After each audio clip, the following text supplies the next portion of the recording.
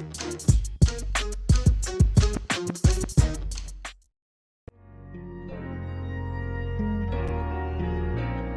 right. Hey, everybody. Welcome to Social Dig.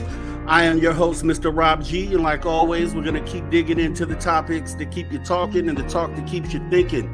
So come on in, get comfortable, pour an ice cold beverage, and get ready to join the conversation. As always, I have my guy, Mr. Mateo. How you doing, sir?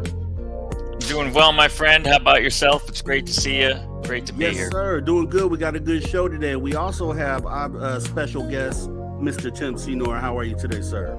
I'm doing great. Thanks for having me. How's it going? Yeah. How's it going with Doing good. Yeah. Should be a good show today. We're going to be talking about alien abductions. Why do they happen? What's the purpose? So we're going to go over some cases and kind of hopefully speculate and answer the question here, or speculate on what we think the answer is. What we're going to do, because we don't want to waste any time, so we're going to go ahead and jump into our disclosure news.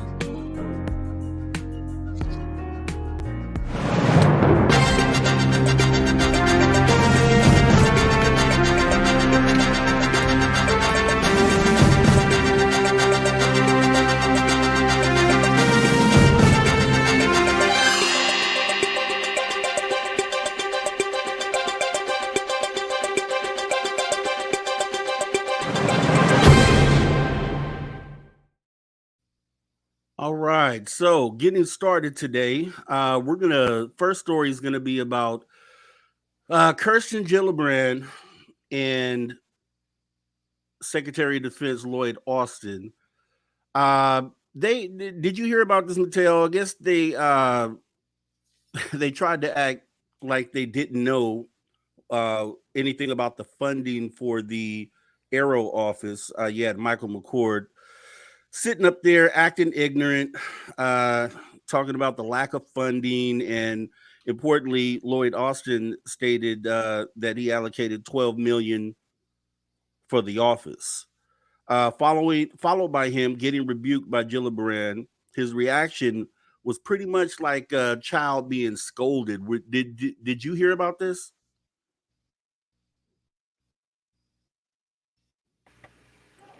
Can you hear me? I'm sorry, were you talking to me? Or either one of you. Have you guys heard about this story here? Yes, I have, and I know you have as well, Tim. It's been in the news the past week, and it's a good one to bring up. I was taken aback by the whole thing, and I absolutely love Rep. Gillibrand's reaction. Her take on the whole thing. She really putting her foot down, and we need more people to do that in Congress. First, with the the comptroller Michael McCord basically claiming he didn't have much knowledge of what was going on there, and he said, "Oh, it's Arrow's a new office, and we're going to allocate the funding that was agreed to," but he didn't have any more details about it. He kind of pushed it off to Ron Moultrie, and then when she asked, Lloyd Austin, the man himself, why this hasn't been funded, will he ensure that it gets funded? And he said, "Yes, I will make sure we fund the allocated amount of $12 million." And then she comes back and says, "That wasn't the agreed to amount." And he's like, I mean, that was an awkward moment. I mean, I wish I could have been there for that one. But yeah, she pressed him. And after that, she's like, "Hey, you need to investigate this and report back here as to what's going on." And I much applause to Mrs. Gillibrand for doing that, because we need more of that. I don't know. What was your take on it, Tim? Yeah, you hit the notes right there. The diversion tactics that were attempted are pretty typical when this topic is directly asked for answers on. And so the passing of the buck, and diverting to someone else, that is pretty typical for this. And so, again, it was great. the way Kirsten Gillibrand brought the heat and didn't let these people use these diversion tactics successfully. But again, it's just going to be what we're going to see every single time they're pressed for answers. And again, there was no direct answer ever really given. It was just kind of like the outing of the fact that it was not properly funded. And I think your point is great that really, if you're going to take this discussion seriously, to throw a few pennies at it is not a real discussion. You're not looking for real research. You need to spend billions, not millions at this point. You're absolutely right. Let me ask this too, and not to belabor it, Rob, but and I want to get Tim's opinion on this and yours too. Why do you think Sean Kirkpatrick, the director of Arrow, didn't speak up at this point if he was underfunded? And then his boss is Undersecretary of Defense of Intelligence and Security, Ron Moultrie. Why didn't he speak up? It bothers me that there seems to be this predominant passing of the buck, ignorance within the whole Pentagon here and all of its sub offices. Almost like if the cat, if the cat's away, the mice will play. If there's no accountability, then even the director of the office is going to let this persist. What do you make of that? Well, personally, what I see that is another one of these diversions of accountability, right? And so initially, I feel like Kirkpatrick was just happy that there was an acknowledgement that they existed. The funding issue, I believe, was that there may have been an amount promised, perhaps directly to him, that kept him quiet. And then at the last minute, the amount was flipped. But at that point, there's probably another promised amount on the horizon. They're like, we understand it's only 12 million, but here's what we're proposing. There's ways and to control people. And I believe that this is all an assignment of control, and they compartmentalize information so well that even the people in the highest echelons of this are compartmentalized with the knowledge that they have, so they act accordingly. They only know so much. Everyone is keeping to their NDAs. And it's one of those things that you're seeing, it's falling between the gaps. The fact that the president of the United States demanded an organization be created to inform him directly on what this UAP, is, because up until this point, he's shrugged every single time he's been asked on it. And so suddenly it's under scrutiny and under fire. We need more. He's demanding more from an underfunded group, right? From Arrow. So he realized that he created a whole new organization very rapidly to focus on this topic. And I think that highlights how things work, that you're just happy that this topic is being talked about.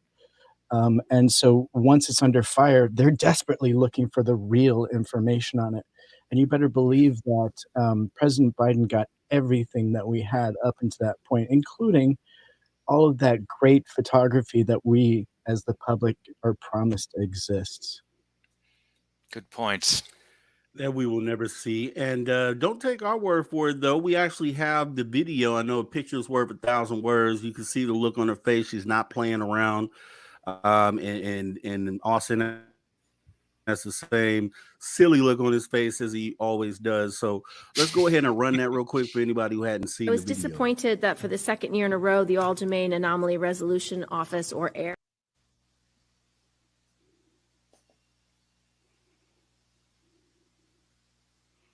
Well, it's not running. Okay, that's not good. Let me see here.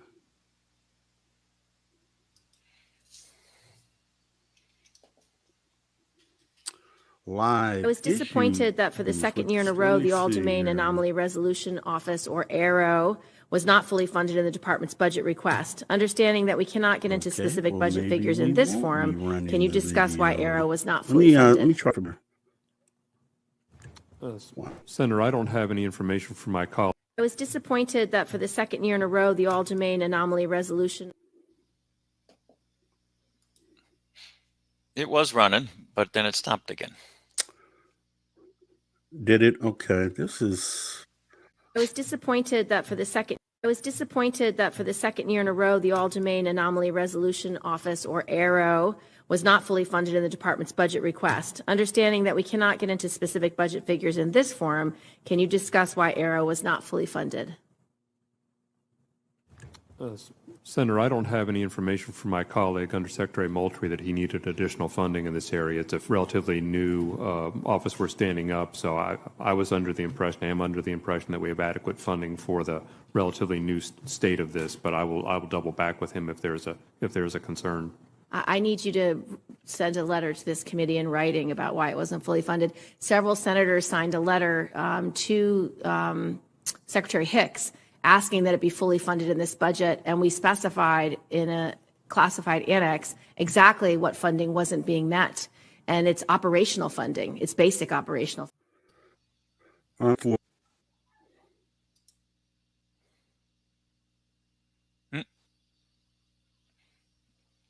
Did we lose the host?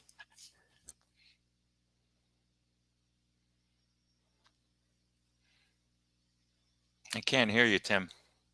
You can really see how she just picked up the minute that he came in with that response. Oh, I know.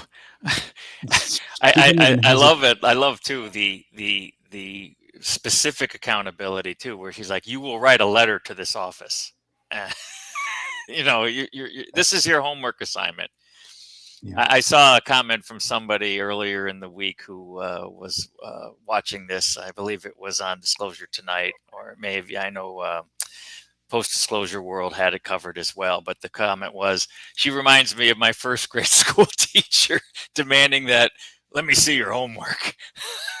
Absolutely. And Absolutely. It's beautiful.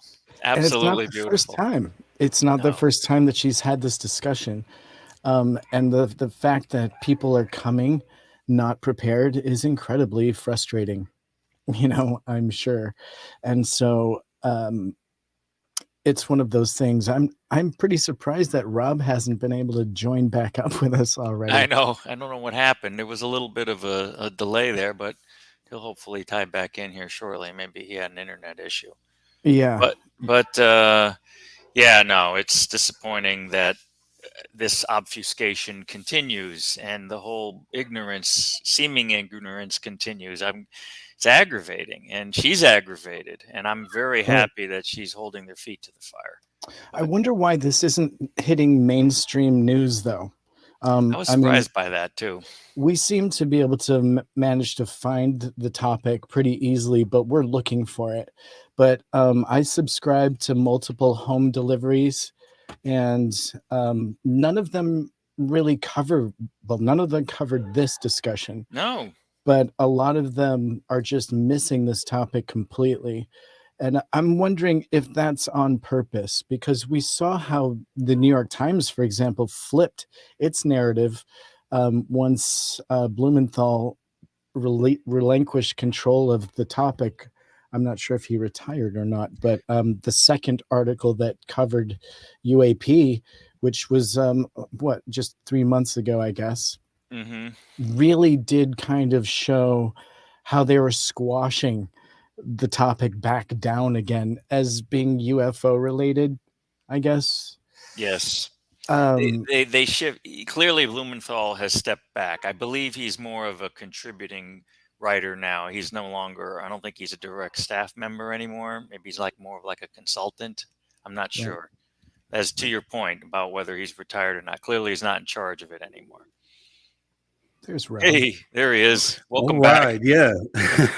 Yeah, definitely. I appreciate you guys taking care of that for me. Let me see if we can now run this clip. I was disappointed that for the second year in a row, the All-Domain Anomaly Resolution Office, or ARROW, was not fully funded in the department's budget request. Understanding that we cannot get into specific budget figures in this forum, can you discuss why ARROW was not fully funded? Senator, I don't have any information from my colleague, Undersecretary Moultrie, that he needed additional funding in this area. It's a relatively new office we're standing up, so I was under the impression, I am under the impression that we have adequate funding for the relatively new state of this, but I will double back with him if there's a concern.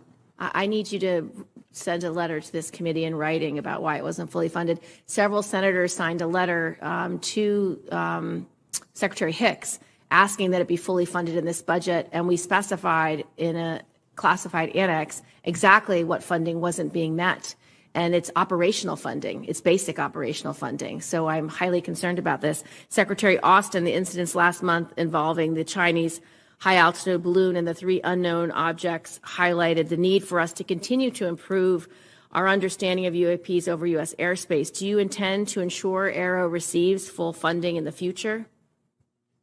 I will, Senator, and in this budget we've asked for $11 million in support of the office of that initiative. So. That is not the budget request. Okay. Will you investigate why the budget request isn't being met and be part of the response to the committee? I will. Thank you. I love it. I was off by 1 million. Sorry, it's 11 million, not 12. Hilarious.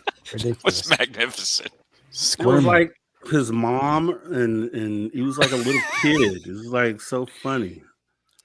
But did you notice he put his hand on that box at the front of his desk there? I don't know what that was, and he said, "Okay." It's just the whole body language thing there was amazing. Exactly, the body language. He's probably receiving some kind of digital information on how he should respond. like with just a red X. Yeah. Or maybe a little heart if it's like cool to. Or this is the "I give up" button. Yeah. Yeah. He's pushing the easy button. Yeah. Anyhow. Well, with that being said, I mean, I know, Mattel, you had some news story you wanted to get into as well. We had I guess we're going into Oumuamua. What did you have for that? This was also widely spoken about, and it's kind of another, it came on the heels of Avi Loeb and Sean Kirkpatrick releasing a study about how interstellar objects could be motherships releasing drones or pilot ships into our solar system. And of course, Avi Loeb, loves his Oumuamua, and he brought that up as a possible candidate. Well, lo and behold, right on the heels of that report, another report came out from UCal Berkeley astrochemist Jennifer Burke, Cornell University. They published a report in the scientific journal Nature about how probably nothing more than a hydrogen burping comet. And even though it had characteristics of being a little more rocky and not that of a classic comet where it had a tail, etc., the hydrogen emission that comes from the sun impacting water, ice, and other things on the surface of the body was what was responsible for its apparent acceleration as it left the solar system. So the study seems pretty well based and well done. And unfortunately, Avi Loeb's theory that it was some sort of interstellar robotic spaceship, or could be some interstellar robotic spaceship, is now kind of shot in the you-know-what, and may no longer be the case. So that was obviously a source of some controversy. Yeah.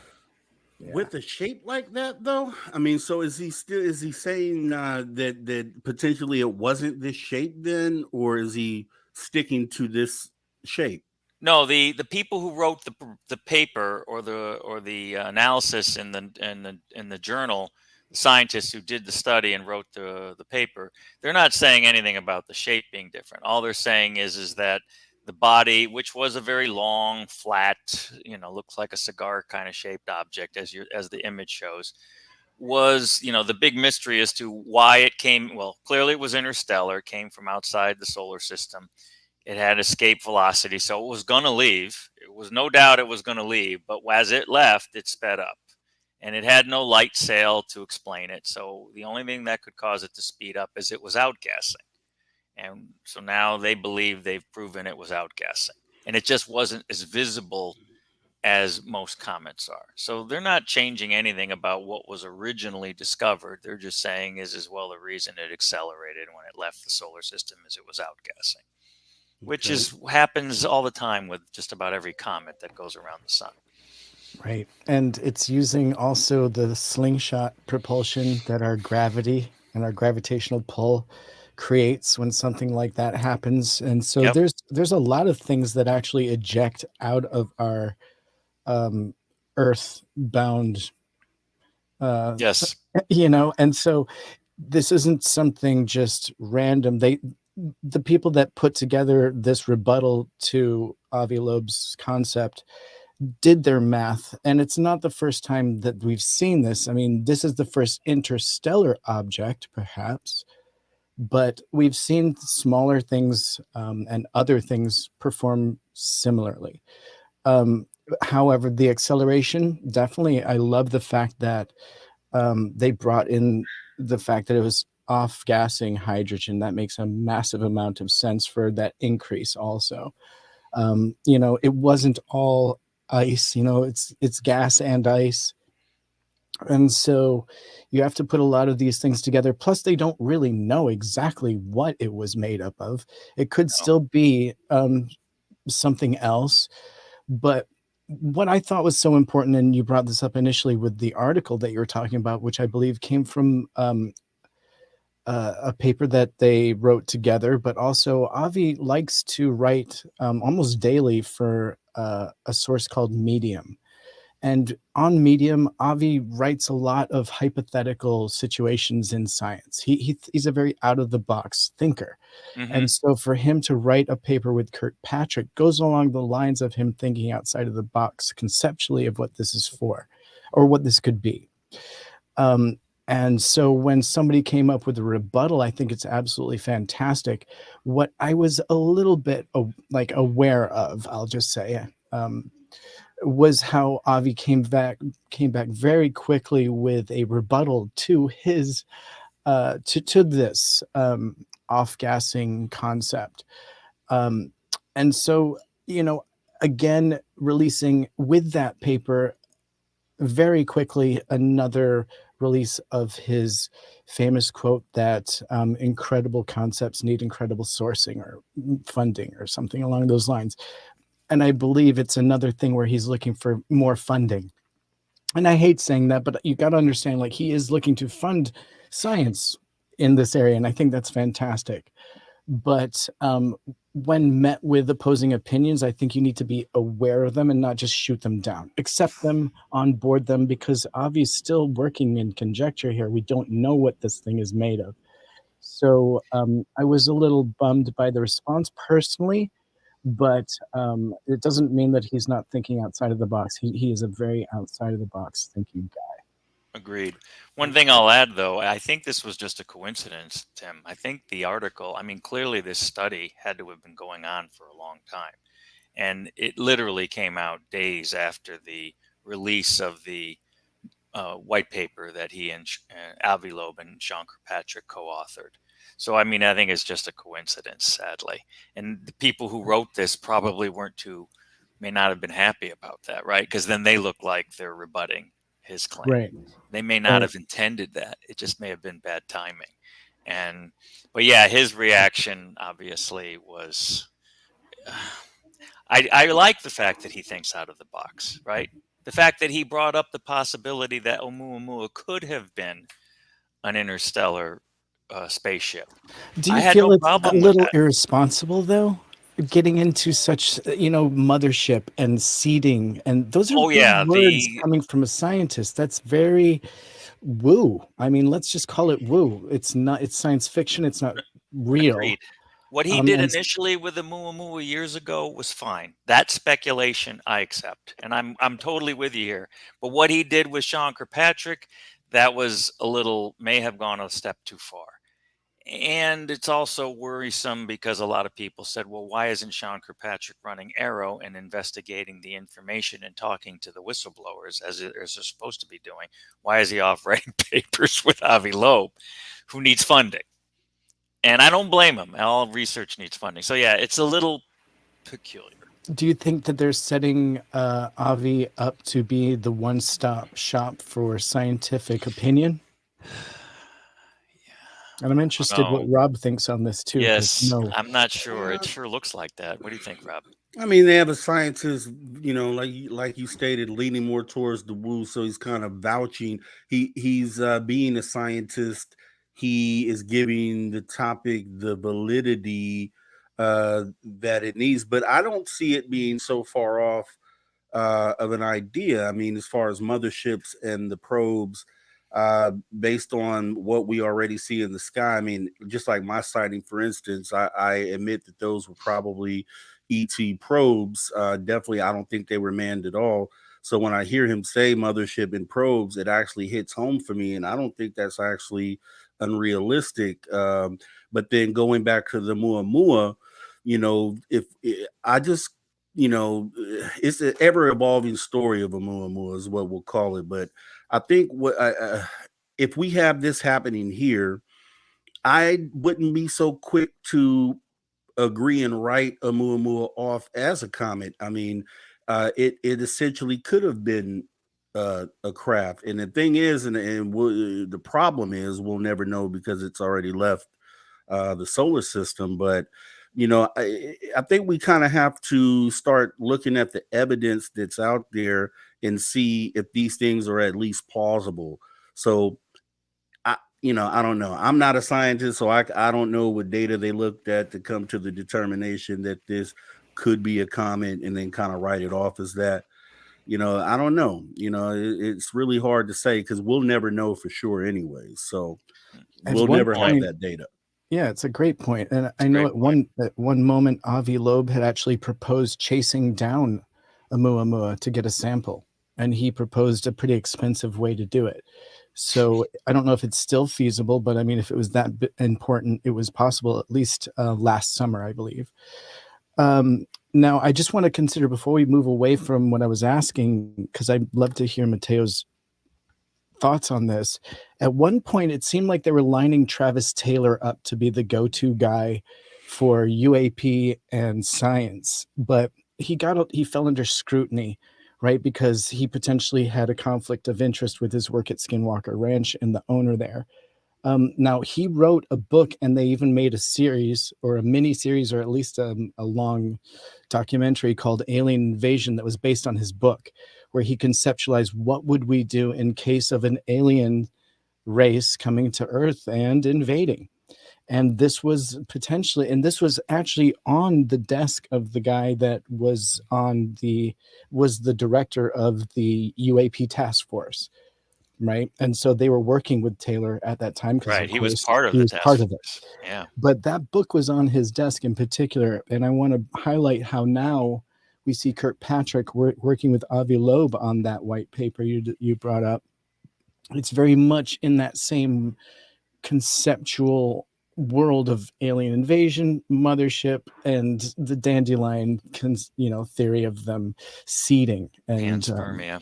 so, do you think that there's a connection here? Do you think this is our next go-to guy? He's got a pretty, don't dig too deep, but he's a pretty clean dude. Avi Loeb, um, you know, seems to be right down the middle. What do you think? Very interesting. And your contrast to Travis Taylor and his role in the preceding office, right? UAP task force. And now this. What does that mean? Are the leaders of these offices reaching out to the science world and the people who are in the know? Travis Taylor, Avi Loeb being them. You've got Dr. Gary Nolan in there too, of course. It makes sense. If I was in their shoes, I would probably do the same thing. So I think you're on to something there. The Aero office and Sean Kirkpatrick want to partner with people who are already in the field to help the cause. Now, maybe there's a mutual benefit there, right? So Avi Loeb maybe he gets some more funding out of it, and let's further his cause. But I agree with you. Avi Loeb has been under a lot of criticism and scrutiny as of late because of all the different things that have gone on with this, and then the Ukraine stuff, etc. And I I agree. He has no axe to grind with anybody. He has no checkered past. He's just kind of he's an astrophysicist from Harvard, and he's into this, and he gathered a bunch of smart people to start Project Galileo, and he's trying to move that forward, and he's gotten popular. So now a government office is calling on him to help them out. Heck, man, if I was in his shoes and Sean Kirkpatrick rang my phone, I'd drop what I was doing to work with him. So it may not be so. It's not nefarious. I think it's pretty innocent, and I think Avi Loeb is furthering his cause by working with Sean Kirkpatrick as much as he can. Yeah. Yep. Yeah, like I said, it's the never-ending story of Oumuamua. Just keeps evolving. We'll never know for sure what it was, but as long as we have, like I said, with a lot of people, the way they feel about Avi Loeb, well, some people feel about him. I'm still in the middle with him, and I still respect the information that he brings to the table. So I guess we'll see what he does next. We'll see what happens next. Mateo, you also had the story on the TRAPPIST-1. Fill me in on that. Yeah. This one wasn't talked about very much, but I'm a big science geek, of course, as everybody knows, and I love the James Webb Telescope. And one of the big things that we're waiting for the JWST to do is sniff the atmospheres of some of these exoplanets that were found by Kepler, the Kepler Space Telescope years ago, and Hubble, of course, where we now know, and this was a big deal, right? What Kepler found. We now know that there are thousands upon thousands of known exoplanets out there, and now we went from, in a matter of 10 years, thinking, well, planets around stars are not that common. No, it's the opposite. Most stars have multiple planets, maybe not to the extent of like our solar system, but they're out there. So TRAPPIST-1 was one of the leading candidates. It's a star, it's a red dwarf, 40 light years from Earth, that has a whole bunch of planets around it. Not so gloriously named TRAPPIST-1 A, B, C, D, E, F, G, and H. Right. And TRAPPIST-1b, and think about it, JWST can only sniff the atmosphere when the planet transits the star. Right? It has to pass. Was the first one. TRAPPIST-1b was the first to do this, and it sniffed its atmosphere, and it did really thin, and it turned out to be kind of like a disappointment. But that's the innermost planet of that solar system. It's like our Mercury, right? Mercury has no atmosphere because it's getting constantly scorched by the sun. So TRAPPIST-1 and what's there is still not out of the running because we have TRAPPIST-1E, F, and G, which are all supposedly in the Goldilocks zone. They're in like an area that would correspond to Venus, to Earth, to Mars. So TRAPPIST-1, E, F, and G, I do not know when those will transit the parent star so that JWST can do its spectroscopy on the atmosphere, but you can guarantee that all eyes will be fixed on that. So yeah, the first of the planets has been proven to not be of any interest, but that's the least likely candidate for a habitable planet out there. So yeah, it's all exciting stuff. I mean, we got to just wait for JWST to collect the data and for it to get published. But it's exciting because, like I said, the minute you find any sort of proof of life anywhere else once, it's everywhere. Be everywhere. Yeah, it's everywhere. You do say that. We'll see what happens. Is part of what they're sniffing for detectable, like what is it? Signatures of life that aren't necessarily what we would expect. Things like carbon monoxide, like yes, that would ozone. show activity percent. Yes, oxygen, of course, is key. Water is key. Methane is key, but we already know methane can be produced by geological and volcanic sources. So methane is yes and no. But yeah, if you find that, you find nitrogen. and you find ozone, if you find signatures of some of those gases, That signifies technology and elevated life, right? Doesn't it? correct, because that means those things will take those gases get created as a result of some sort of biological life, and that's what they're looking for. Or technology, right? Or Because we technology. destroyed our ozone because of certain signatures in chemistry and our that Mhm. we created. And Mhm. so if Know them they're well, getting man. what's that? I know those well because I work in the air conditioning industry. So hydrofluorocarbons were the Exactly. killers. Exactly. And what if they were to detect things like that we know are created or at least most likely created, That or would some be signature proof positive right there. or manufacturing, Yes. of something. So that's why it's really valuable. And I'm excited for those results. And it's funny that we're going to get it in our lifetime, Yes. and they're already discussing creating wormholes in the lab.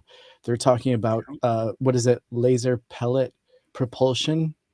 Yes. And they're doing it on a micro scale, or a microscopic scale, sending things down a beam of light at faster than light speed, right? So they're actually talking about getting from here to there. Now, if you can dampen the gravity and stuff like that, that's another part of it. But you're talking about getting here to there in a lifetime, and so interesting, interesting times that we're getting ourselves into. And we actually discussed this, and this gets a little bit into the woo, but imagine being the first astronaut to potentially put yourself through a digital wormhole to somewhere else. Just interesting that conceptually it may happen, like in our lifetime, 50 years from now, if we're around. Mm-hmm. Some of us. Exciting stuff. Yeah, some of us. Yeah, and who's gonna be willing to be the first one to see what happens there? Yeah, Beam me up, Scotty. Right? Track us. I don't know. It's good stuff. Yeah, looking at this, and we talked earlier, Tim. You were talking about AI article that you were looking into. I actually had a piece on that, and I guess you could bridge off of what we have here. We have humanity versus AI, and there was a story a few days ago that Fox News had put out talking about how Elon Musk and others are recommending that we put a halt on upgrading our current AI. Is Chat GPT is on version 4, and that it would outpace the ability to or for us to put something to circumvent it learning too fast. Were you aware of this, Tim? Because I wasn't, and Rob shared this Yeah. with me. Yeah, This it's is pretty actually intense. putting the start button on that has to be kind of odd, because obviously it's going to be able to figure out a way to undo any boundaries that you try to assign to it. At some point it's going to outthink its creator. That's inevitable. It wants to self-replicate, and at some point it's going to form an opinion on us, because obviously if you are to ask its opinion on things, it's given boundaries on how it can express. If you release those boundaries, who knows? And so let's hope that it likes us and finds us useful. Yeah, and look at this. We actually have a video clip here from Fox News where they actually talk about it. And I gotta tell you, I mean, when I initially saw this, it kind of made me feel some kind of way. So let's take a look at this and see what you think about it afterwards. All right, listen up. This morning, a massive development on the AI front. Elon Musk and other major tech leaders calling for a pause on giant artificial intelligence experiments. In an open letter, they warn this: AI systems with human competitive intelligence can pose profound risk to society and should be planned for and managed with commensurate care. Unfortunately, this level of planning and management is not happening. Society has hit pause on other technologies with potentially catastrophic effects. Therefore, we call on all AI labs to immediately pause for at least 6 months the training of AI systems. Fox News contributor Douglas Murray joins us now. Douglas, he wants regulations and parameters. Obviously, AI needs a certain level of expertise to do that. Your reaction to these 1,000 experts headed by Elon Musk and this letter that's now out there?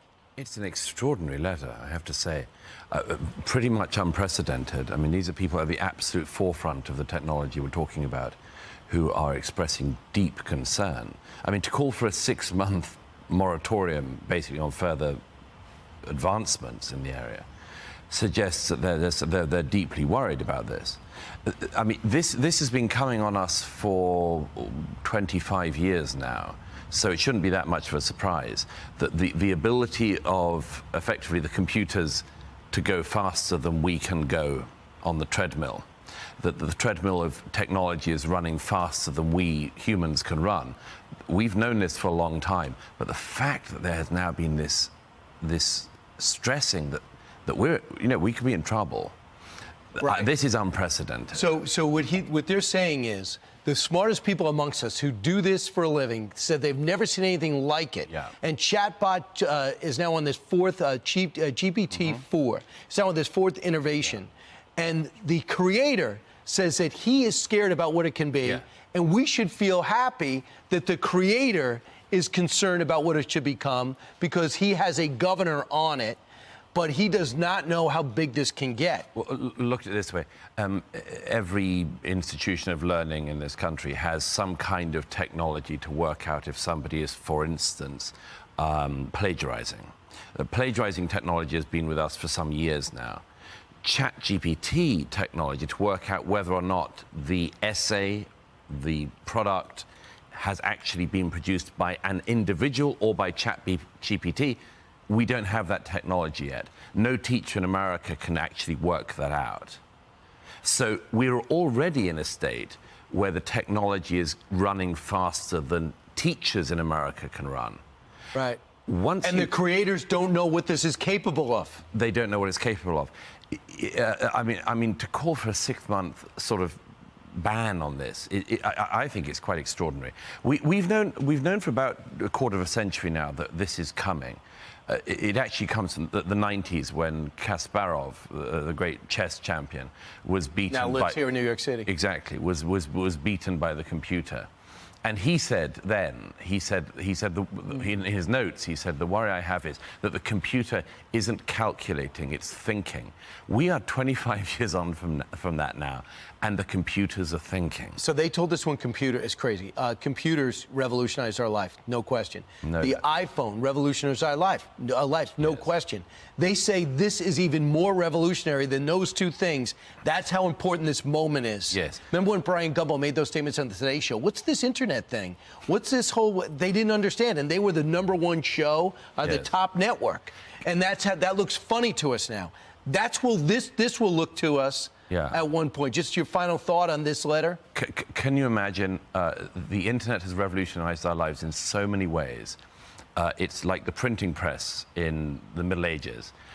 We don't know what the consequences of this are going to be, and we are currently living through an era where it's printing press after printing press is being discovered underneath us. Right. And Douglas, it's just so important for everyone to know these are the smartest people amongst us who are demanding a global pause, not a arbitrary senator from a state. No. This is for real. And look at some of these people from Steve Wozniak, co-founder of Apple, to Elon Musk, Andrew Yang here in New York. Thanks so much, Douglas. All right. Thank you. I'm Steve Ducey. I'm Brian Kilmeade. And I'm Ainsley Earhart. And click here to subscribe to the Fox News YouTube page. So what do you think about that? Is that scary, or is that or what? I mean, come on now. Where are we at now? Yeah, you know, and it's funny. It's scary. It's scary. It's funny. It's real. I'm glad that they're asking it, but I think that defaulting, for a 6-month hold, unless they're going to just discuss whether they're going to move forward, it's a waste of time because it's just going to pick right up where it left off. They need to consider it deeply. And so I get a Wall Street Journal delivered, and today's headline in the exchange section is discussing Sam Altman's build for the AI future. So Sam Altman is the 37-year-old CEO behind ChatGPT. And he's saying that it navigates the lines between developing artificial intelligence and pushing tech dystopia, right? And so, that's a post-apocalyptic sort of concept, kind of the Terminator thought process there. But, this is a young entrepreneur that's giving that some deep thought. So even he is considering his own brainchild here. And I find that incredibly important, because we have to consider that our future is going to be integrating computers with us. And so we have to determine how heavily we want to get involved. Do you want to have a chip implanted at some point? Are you willing to have every move you make recorded? Is it safer for the human race to be able to predict what we're doing and make sure there's no conflicts for us? Are we protecting ourselves, or are we setting ourselves up? Because really, all of the benefits that we get from that may not outweigh the fact that we lose a lot. Because look at what we have lost even in this process that we're talking about here on this medium. Normally, this would be a discussion held in a large group in a room somewhere. We'd all be talking face to face and able to interrupt each other without distortion. And yet here we are having to wait for someone to finish talking so that we can integrate properly with this new podcast medium. And that's already one step, that we've accepted, right? And I think one step into that foray was what we had to go through. The whole world had to go through an acceptance of staying home, and so we were like, oh, what can we work on to make our lives more intrapersonal without being up close and personal. And this AI tech is also bringing so much more ease and comfort to people that would be subscribing to it. It would take a lot of the guesswork out of your life. It would take a lot of accidents out of our lives. It's pretty incredible. There's a lot of benefits there, right? But at the same rate, you're giving up all of your anonymity and all of your potentially your own independent thought, because you're going based on the decisions of the AI. You're like, it's thinking better for me, so I'm going to choose what it's choosing instead of your human thought, going with your gut. Does the AI have a gut instinct? Probably not. And I'll leave it there. Mm-hmm. Right. Wow. And when you think about it, it being connected to the internet and having access to all the data on Earth, and when you think about the Alexas and things like that that are connected to the internet, what if it interfaced with them and was able to, whenever it wanted to, tune into any household across the globe? I mean, it starts to get scary. So, I mean, we have to ask ourselves, how much do we really want AI? And just like you said, it doesn't. It takes away the ability for humans to think on their own. And do we essentially? They say with our phones in our hands, we are technically part AI based on that alone. So Absolutely. It's like 10 times that. You know what I mean? And let me add just this other little bit of information recently coming from unknowncountry.com. Top secret government developed AI detects a new Tic Tac UAP. So a highly classified AI system is being used to analyze intelligence data spotting UAP, fitting the descriptions of unknown objects. And recently, a Tic Tac object in May of 2021, according to a series of National Reconnaissance Office documents obtained through a Freedom of Information Act, states that there was a object that was detected and reported on back in May of 2021 that fits the description of a Tic Tac. And so the information regarding the UAP detection was obviously obtained through a FOIA request. And it's this kind of information. It's actually entitled the Recent Sentient Highlight. So they're calling it a sentient in their own words. So using these detection systems are now part of signature detection, where they're able to rule out typical aircraft and focus on unknown and anomalous objects. And so this is massive. Thinking that we're using now AI, and the NRO is using AI pretty, openly, I guess I would have to say. So imagine developing AI on a much different level and using it globally. I just find that article incredibly interesting, that they're using it now to detect UAP in our skies. What do you guys think of that? This is what we've all been after, Tim, right? This is what the holy grail of the citizens' effort to detect UAP on their own. You and your UAP-RG effort.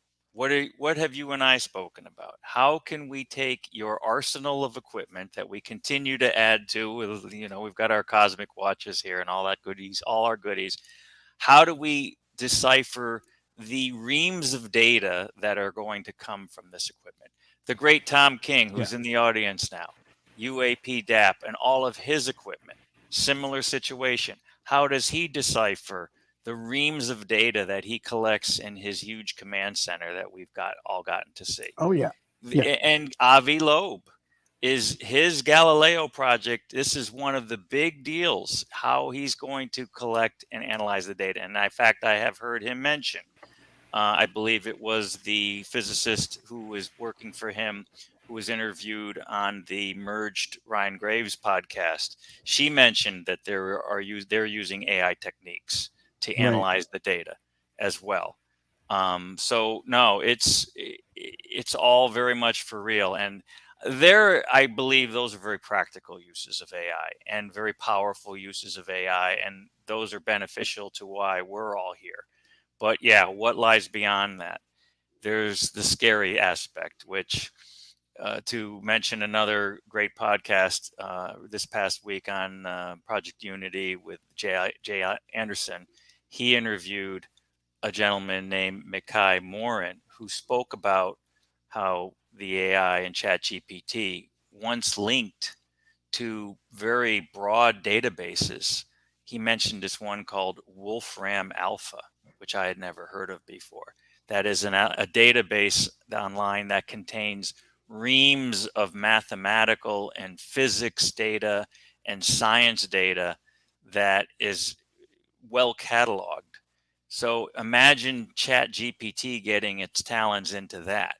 I mean, it's getting to the point now where ChatGPT could deliver you the design for a nuclear weapon, right? I mean, it's that extreme. So how the boundaries, once again, getting back to the whole point of this news topic, who sets the boundaries, right? And I mean, potentially what can happen here? It could control the human zeitgeist, right? If we start all following what it's recommending for us individually, it could be like literally controlling us as a population for its own benefit, for all we know. Oh yeah, it's scary stuff. True, I mean, I don't true. know. I mean, I'm personally True. intrigued to see what it could do, but I'm also worried if it can get out of control. It's all build chat GPT AI AI propaganda. I mean, creating news stories that appear to be written by humans and directing the narrative, and then also, if say for instance the ETs have the ability to tap into our internet, then that's a direct line of contact from AI to ET, and then what happens there? So many dynamics. Fake news. Exactly. You thought it was. Yeah, I mean, I cover my cameras with tape and all that, anyways. But it's just to think about where this could go is just crazy. And we could do a whole show on AI, and we probably will. But we're going to get into the actual meat and potatoes, which is going to be the alien abduction, and like why would they be doing this? What would be the purpose? So let's close out the news.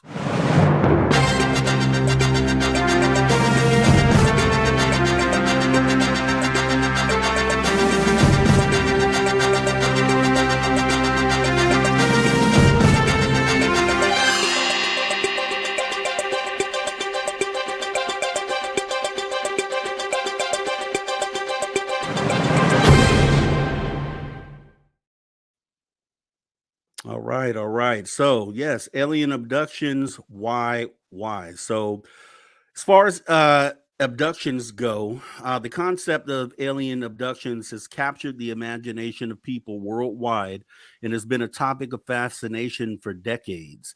Today, we will explore the phenomenon of alleged alien abduction, its evolution over time, and the role of popular culture in shaping our perceptions. So, we're going to slide through a few cases here, some of the more popular cases. That's a creepy photo here. I wouldn't like to wake up to that.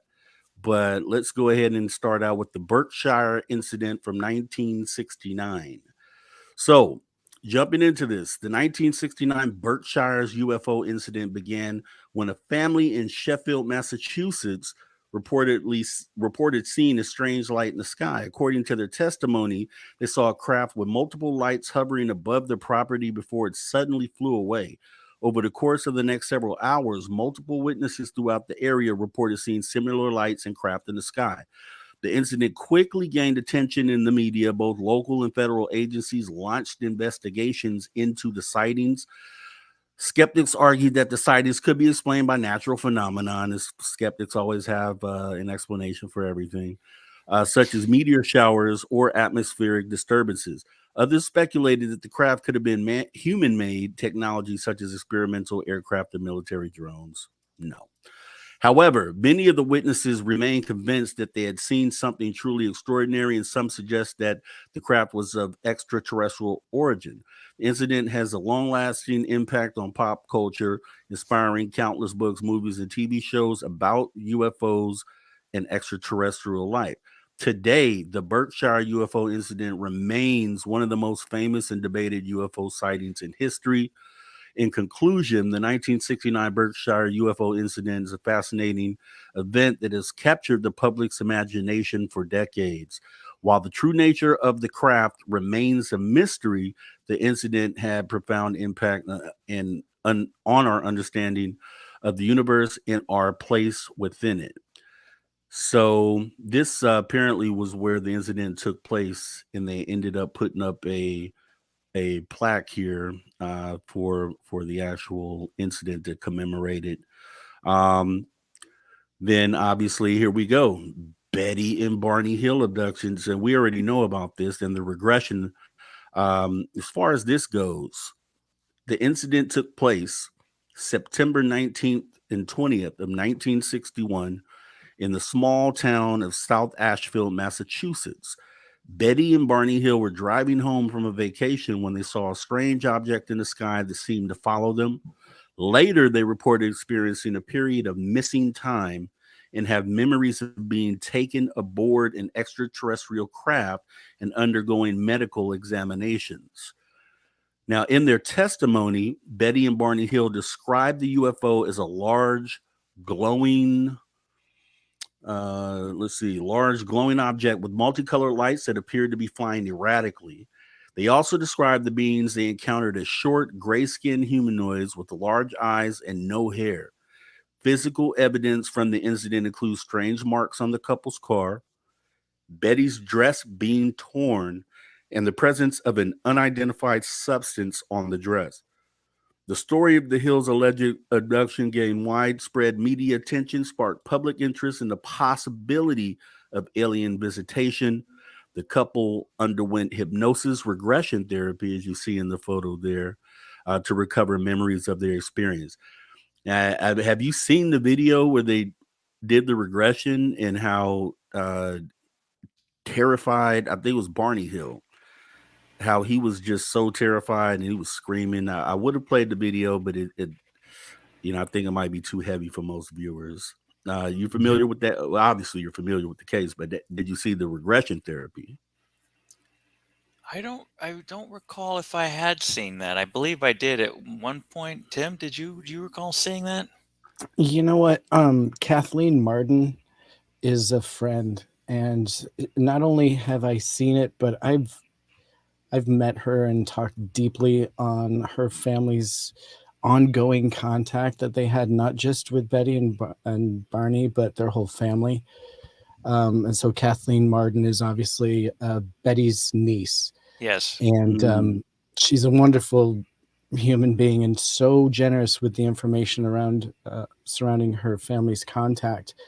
This was a terrifying experience for the two of them, and definitely one of the most credible abduction cases I think we've ever had, just based on the truthfulness of the people that it happened to. And they had physical evidence, let's not forget. They kept all of the evidence.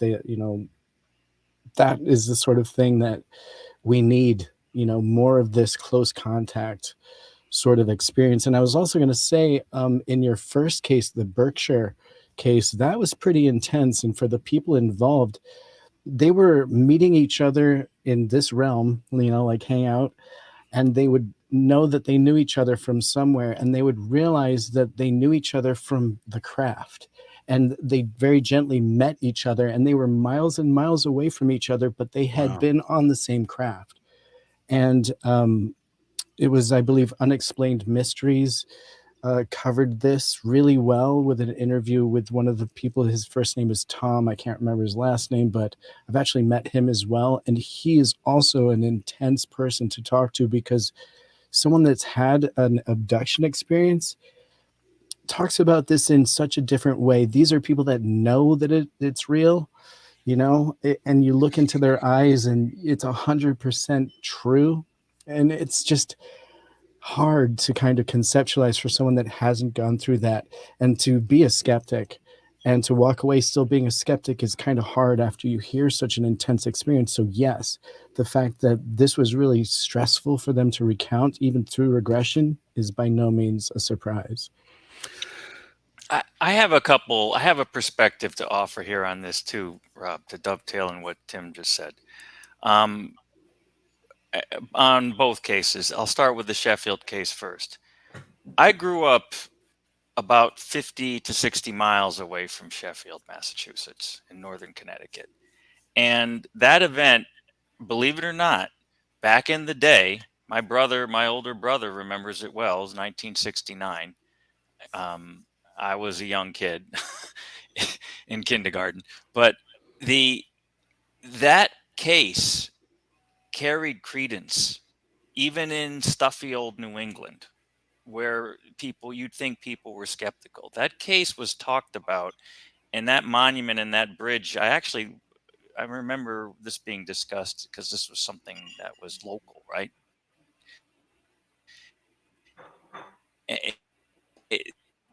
There is where people, right? So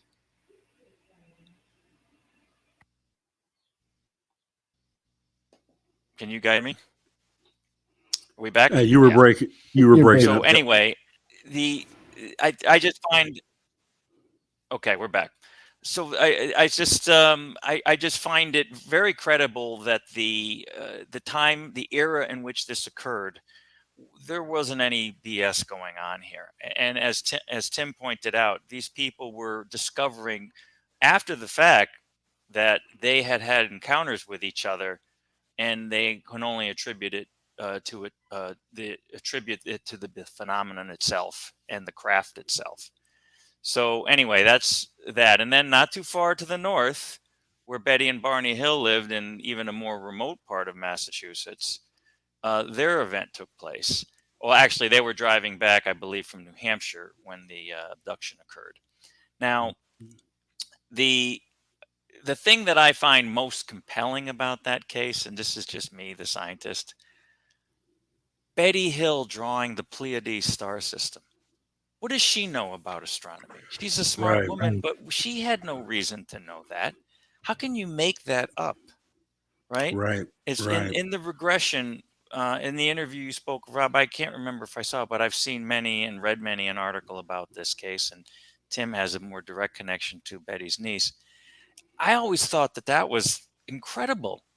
How can you, there's obviously, she was given that information for a reason, and why would she have made that up? She didn't even know that star system existed, and it was drawn perfectly. Actually, people tried to talk her out of it, and she insisted that this is what she was told, and they said, that she was told this information very clearly. She's like, nope, she corrected a few astronomers, even, I believe some pretty credible people Yes.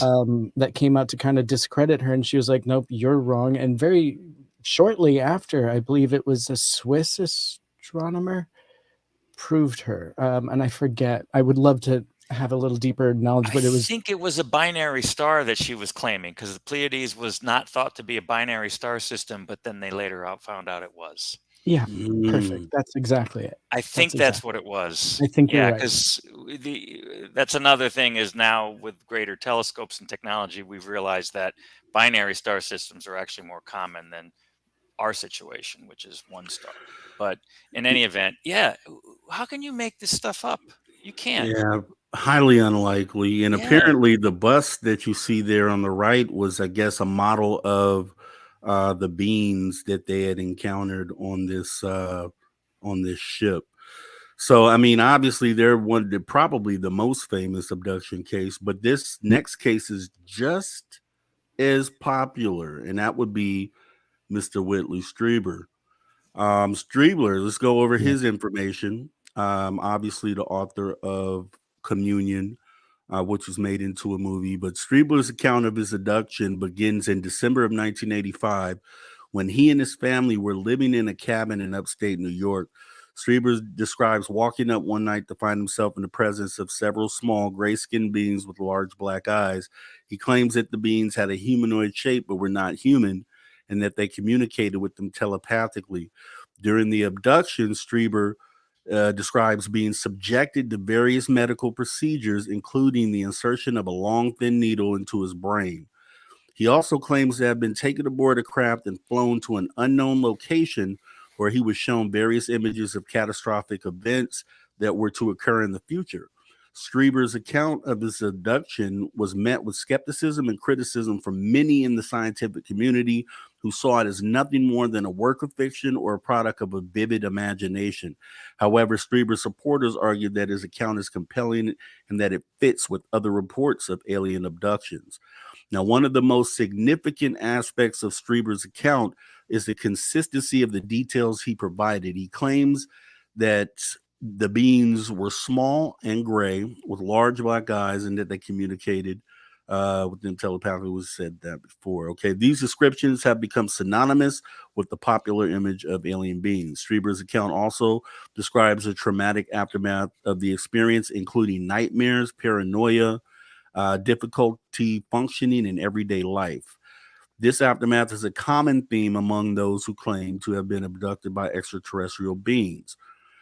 Despite the skepticism and criticism that Strieber's account has faced, his abduction experience remains a significant event in the world of ufology.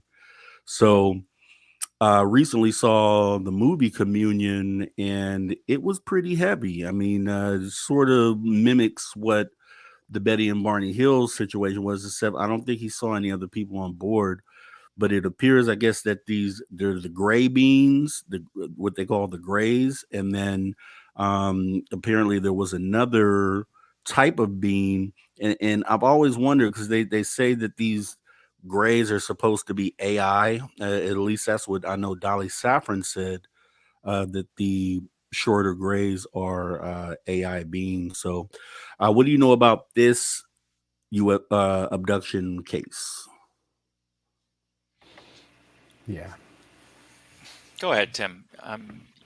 Again, this is somebody I got to meet.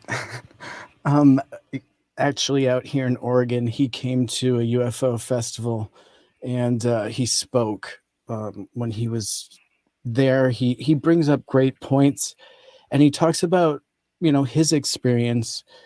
But I think something that is really cool about him in person is that he's really open to other abductees and their accounts.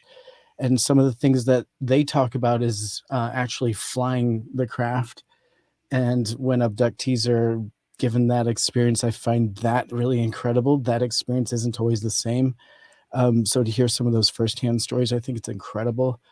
The abductee concept is really spawned, I feel like, by Whitley.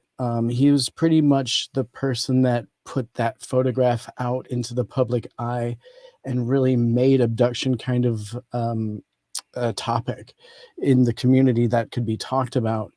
And I think a lot of people that maybe were having those experiences maybe didn't necessarily connect it to ETs, and this book maybe helped them. And so he's also remained in the community in a massive way with his podcasts and other books, but his podcast Dreamland, for example, he makes himself really accessible to people that have had experiences.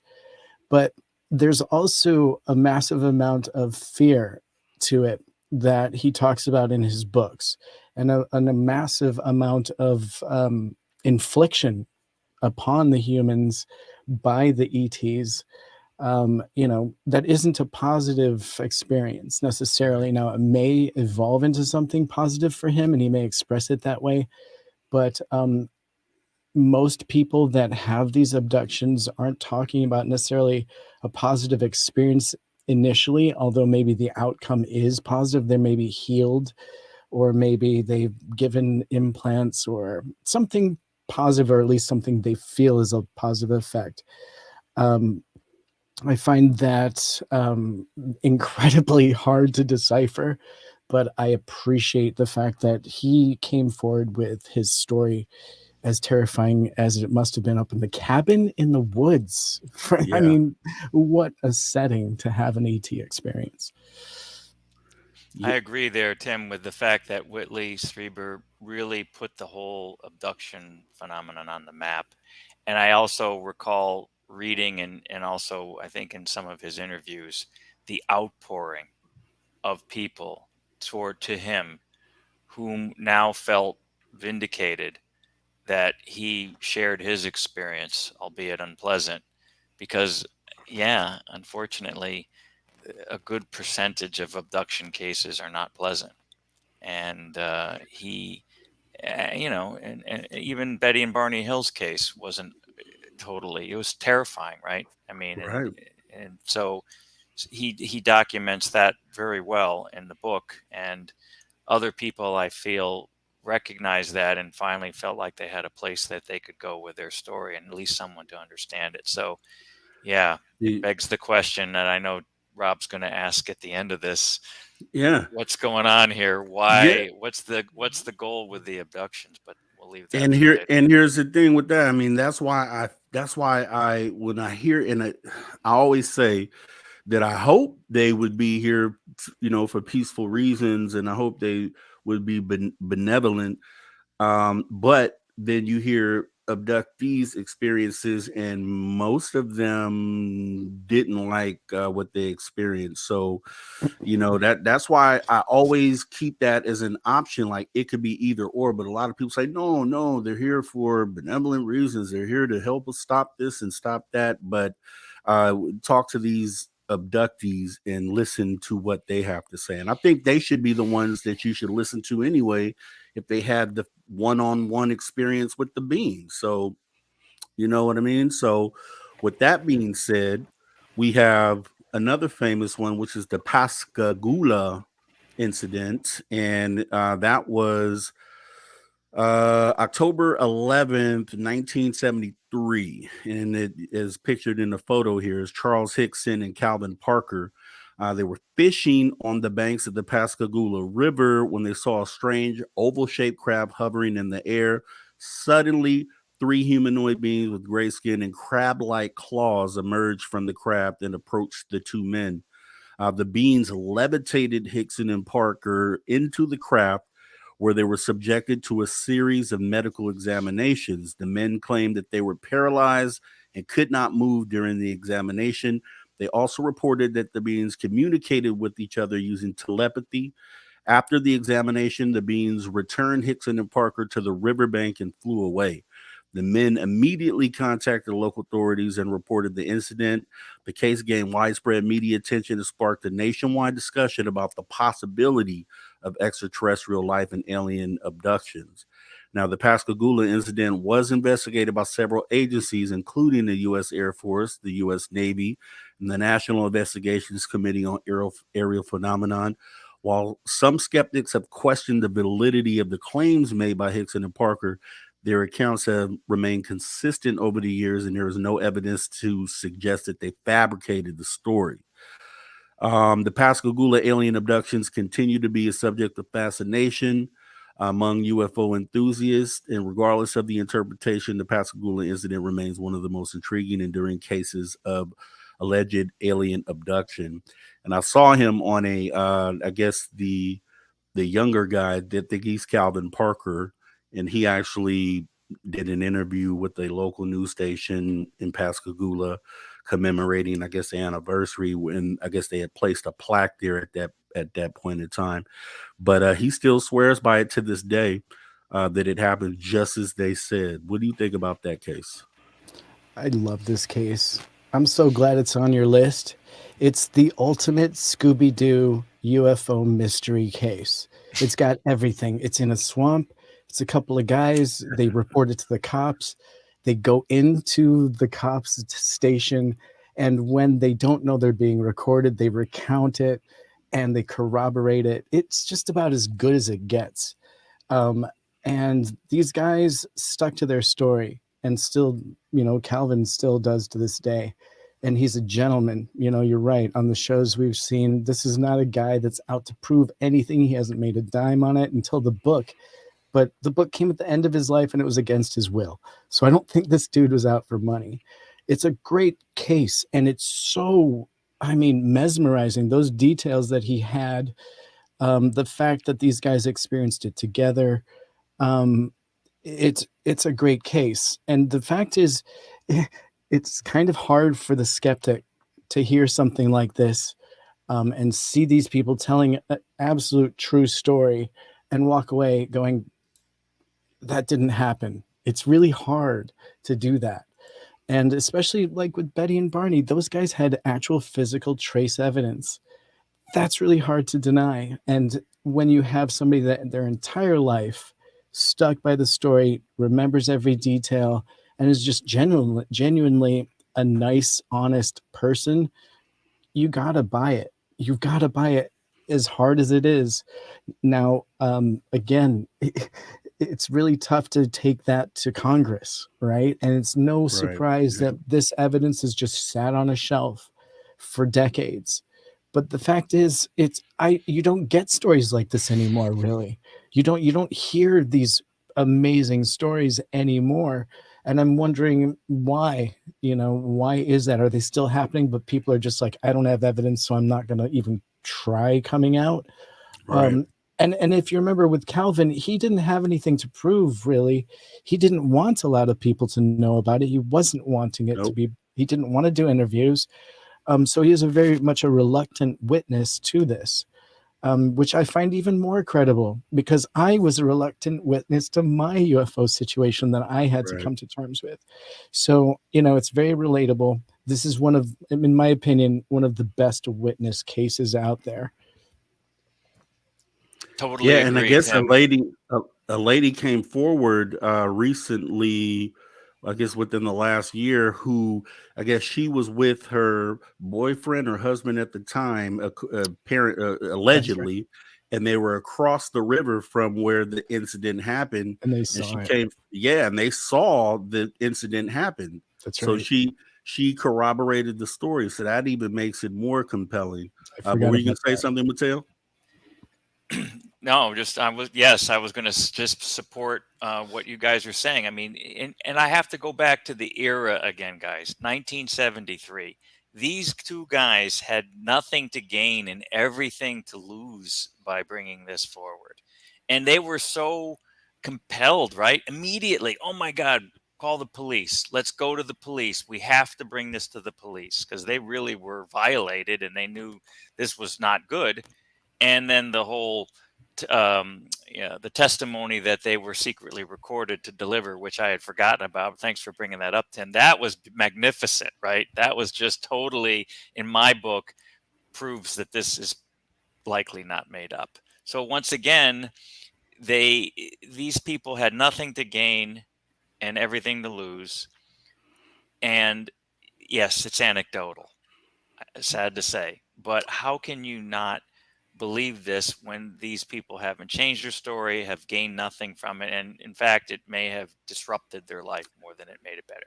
Now you have corroborating evidence from somebody from across Yeah, the because Calvin Parker disappeared from the spotlight right after the incident and did not resurface until just a few years ago. right. And then when the lady came out and corroborated the story, she was actually able to meet up with him, and he just reflected on it and was just so grateful that there was actually someone that was able to validate the story. So he had closure as far as this goes. So he didn't have to pass away, speculating did this. Well, he knew it really happened, but to prove it to others.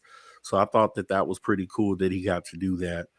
But I like Tim's question too. Why isn't this? Why aren't cases like this happening anymore? That's a really good question. I wonder. Yeah. I mean, People- here's the thing. Here's my thought on that is maybe it isn't something that they do all the time. Who's to say that they're abducting every day for eternity, and there's always going to be abductions? Maybe they go in waves. Maybe they needed to abduct for a certain period of time for whatever reason they were doing it, and just right now they're not doing that. They've collected the data on that, and now they moved on to whatever else they're doing. So I could be do have a simple as theory. that.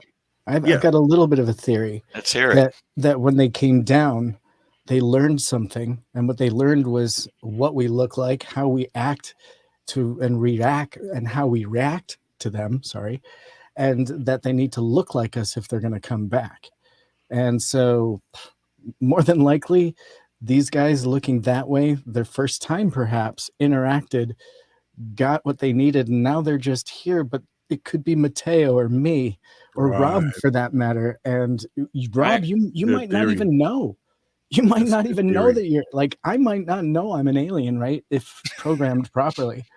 Right. I'm just saying, that's a good theory. I mean, it makes sense. It kind of lines up with what I just said as well. They got the data that they needed. Now they know how to mimic, or if that's what they're doing, and they moved on. So that's why I wouldn't expect this to continue to happen throughout eternity. That it has to get to a point to where they've done enough research or gathered enough data, and then moved on to the next stage of the project or operation. So I think that might be what's going on. But looking at this next case, I don't know if you've heard of this one here. We have the alien abduction of Antonio V.S. Boas. So this is a pretty old one. So 1957, Brazilian farmer Antonio V.S. Boas reported being abducted by extraterrestrial beings while working on his family's farm in Minas Gerais, Brazil. This alleged alien abduction has become one of the most well-known and controversial cases in UFO and abduction history. According to V.S. Boas, on the night of October 16th, he was working on a farm when he saw a bright red object in the sky. As he got closer, he realized it was a flying saucer. The craft landed near him, and 4 small humanoid beings emerged. They were dressed in tight-fitting silver suits and helmets with small red lights on them. The beings spoke to V.S. Boas in a language he didn't understand and gestured for him to come with them. V.S. Boas claims he was taken aboard the craft, where he was subjected to a series of medical examinations, including the drawing of blood and a genital examination. He also reported having sexual intercourse with the female humanoid, which he described as being more animalistic than human. After several hours, V.S. Boas was returned to the farm and the craft flew away. V.S. Boas was able to provide a detailed description of the craft and the beings, including sketches that he made immediately after the experience. He also suffered from physical symptoms, including skin burns and radiation poisoning following the alleged abduction. So this was one that was I hadn't actually heard of before, but it's like, an example of one of the earliest recorded cases that we had. I think, this was actually before Betty and Barney Hill. So those would have been like the first two, this one and Betty and Barney Hill, the first two the first two reported incidents, period. And let me see here. We also have, and I think we covered this in a different light under a different show, but this is Frederick Valentik. So apparently, he was supposedly abducted while flying his plane. But the UFO abduction of pilot Frederick Valentik is a well-known case of an alleged alien abduction that occurred on October 21st, 1978. Valentik was a 20-year-old pilot who was flying a Cessna 182L light aircraft over the Bass Strait in southern Australia on a routine 125-mile flight from Moorabbin Airport in Melbourne to King Island. Approximately 7:12 p.m., Valentik radioed Melbourne Air Traffic Control to report an unidentified flying object that was hovering over his plane. According to Valentik, the object was not an aircraft and appeared to be, quote, playing some sort of game with him. He described the object as being having a green light and a metallic appearance, and estimated its size to be, quote, massive, approximately 3 times the size of his own aircraft. Valentik's last transmission was a series of metallic scraping sounds, followed by 17 seconds of silence. The search and rescue was immediately launched, but no trace of Valentik or his aircraft was ever found. The official report on the incident stated that Valentik had likely become disorientated and crashed in the ocean, but the case remains unsolved and controversial to this day. Now, the UFO abduction theory emerged due to the unusual circumstance of Valentik's disappearance and his reported sighting of the unidentified flying object. Some have suggested that he was abducted by extraterrestrial beings or taken aboard a UFO he was reported to see, which could explain the lack of debris or evidence from the plane's crash. Had you ever heard of this story? Terrifying. Absolutely. Terrifying, just disappear out of thin air. And see, I always felt like, and I don't want to put any, put any fear out there to anyone, but, But you have to ask yourself,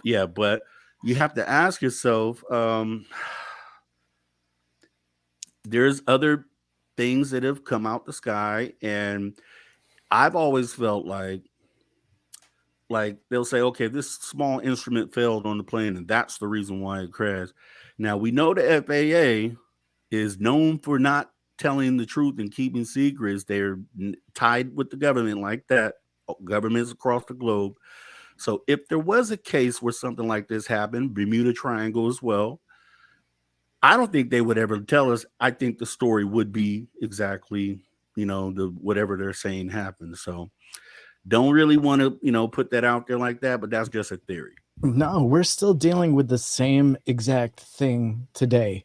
I just spent a day talking with Ted Rowe, who the organizer of NARCAP, right? So the National Reporting Agency for Aviation and Aeronautics. And, the frustration comes from the lack of reporting because of the stigma attached within that community. But I'll tell you what, there's tons of aviation close calls.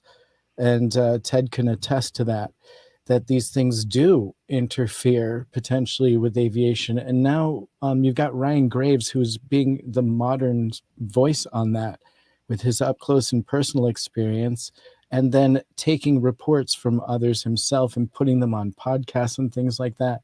This is actually a massive case that represents historically how someone can just disappear potentially because of a UFO interaction. On the flip side of the coin, I would just like to say I've seen a documentary on this where the family members come out and talk about this.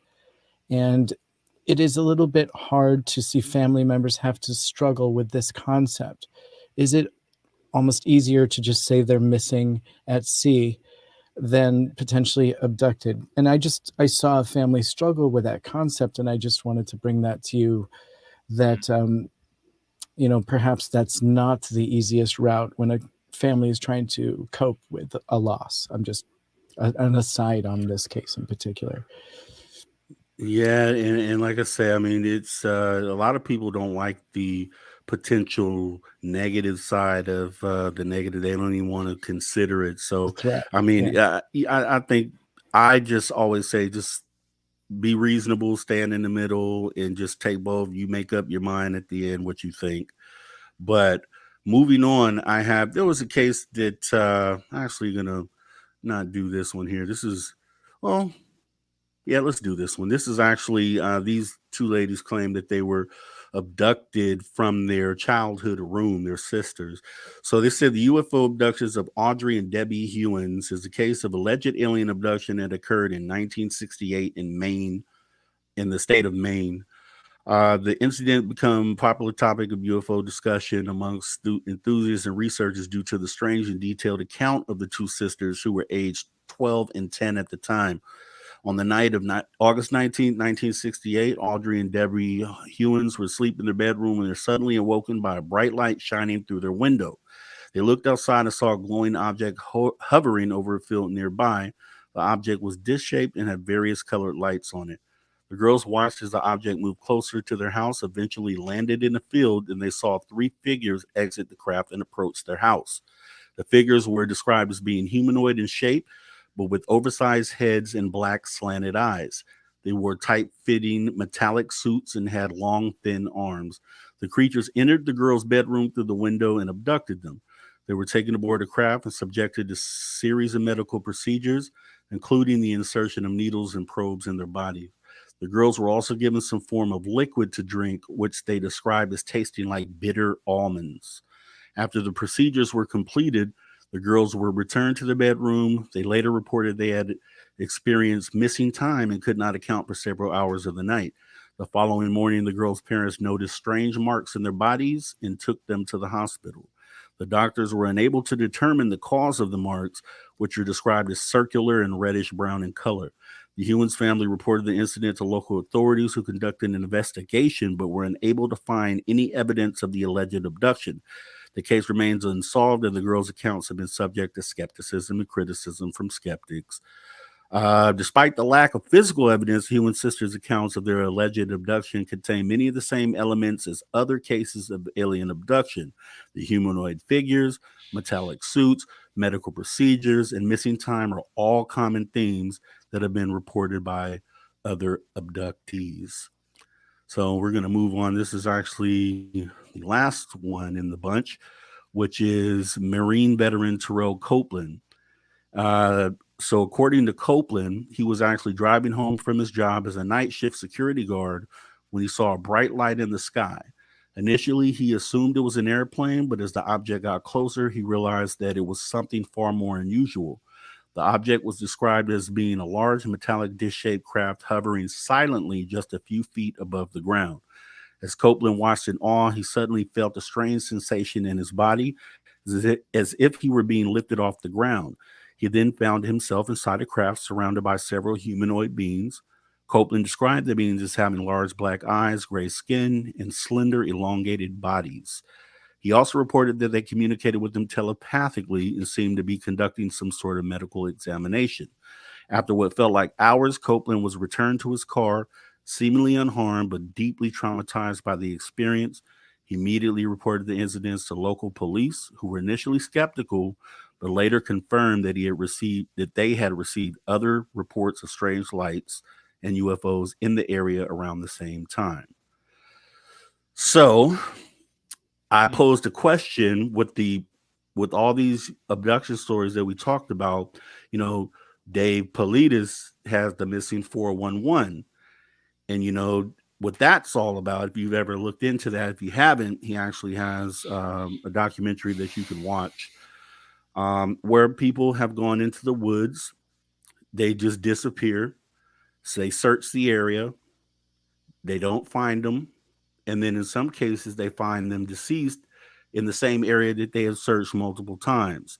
Some of them they find, I guess, alive at a later point. So you have to wonder if those missing 411 is tied into potential abductions, alien abductions. Do you guys have any opinions on that theory? Oh, yeah. I'll go first on this one, Tim. All excellent cases, by the way, Rob. Those last two I was unaware of, the main case and the Marine officer case. The missing 411 and David Politis it's outstanding work on his part, and those who've been able to read his books or watch the documentaries, that numerous documentaries on this, know the thing that I find the most staggering about all of this are the sheer numbers. It's not 100 people, it's tens of thousands of people who go missing annually. Annually. So where are they all going? They all can't be getting eaten by bears, right? Or falling into a deep crevasse and never to be found again. Yes, some are found, but what about the tens of thousands that are not found? I can't explain that. I mean, come on. If it's a loved one or somebody, there's going to be a search party, and eventually you do find some evidence. But what if you don't? These cases, they're not finding any evidence. So that really begs the question, what's going on? Are they being taken away and not returned? Right? Abduction cases we've talked about here, everyone's come back. But what about the ones that don't? And are these missing 411 examples of that? And I know, Tim, you have to go soon, so I want to run a few of these couple questions by you, get your answers, and we can go ahead and let you go. Okay.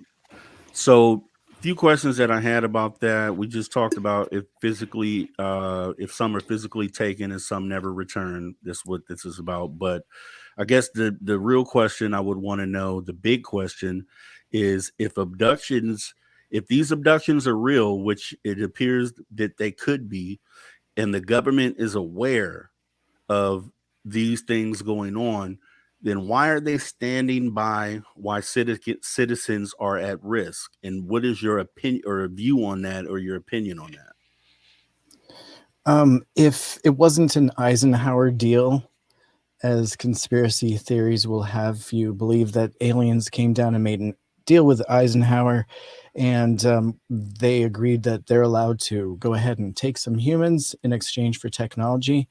That's one option.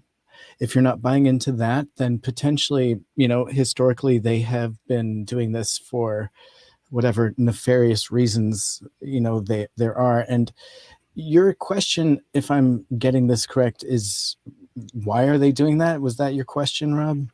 Yeah, so if we consider these abductions to be real, if we say they're real, they're confirmed, and the government is aware of this fact, then what would be the reason for them standing by and allowing citizens to be at risk?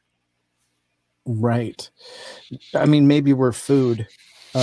Maybe they don't know how to counter it. By what my research is showing me, they don't know anything about it.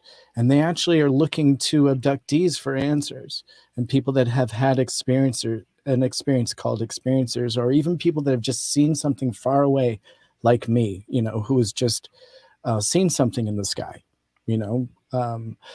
I think they are looking for the answers. They don't know, in my opinion.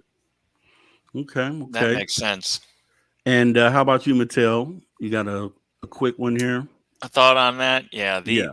the Eisenhower deal from 1954 and that whole incident is a lot of controversy about that, but it wouldn't shock me that in exchange for abductions we got tech, and that may have been an agreement struck very early on, especially during those days when it seemed like UAP and UFOs were everywhere and there were all kinds of things going on. But yeah, why is the government turning a blind eye to this? Yeah, I agree with him. They don't know what to do. They don't have the information. So therefore, what do you do when you don't have an answer to keep your populace from going crazy? Nothing. You downplay it. You do Yeah. nothing. Yeah. If you don't say anything, it's not there.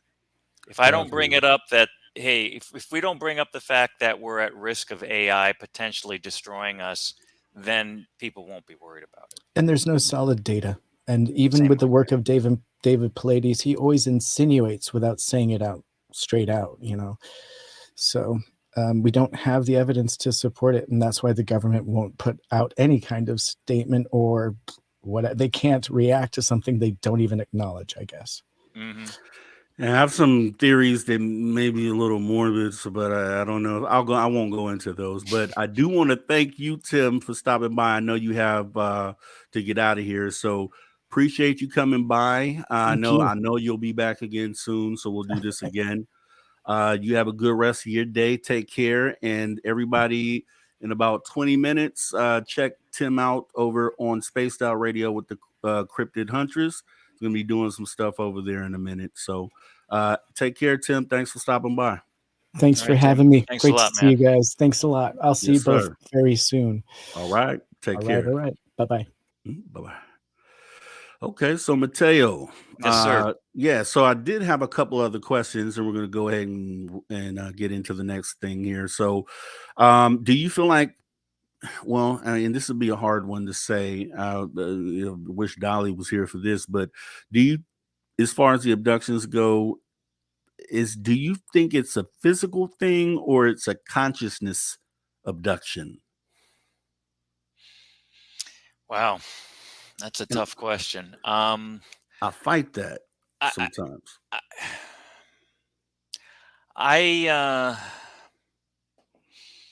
If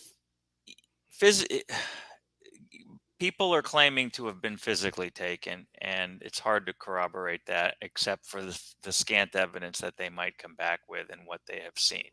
But from their perspective, right, unless somebody actually saw them missing, from the victim's perspective, it could have all been a consciousness abduction, which then unfortunately goes back to all of the other debunking and skeptical theories about sleep paralysis and some other mental hallucination, which was behind the whole thing.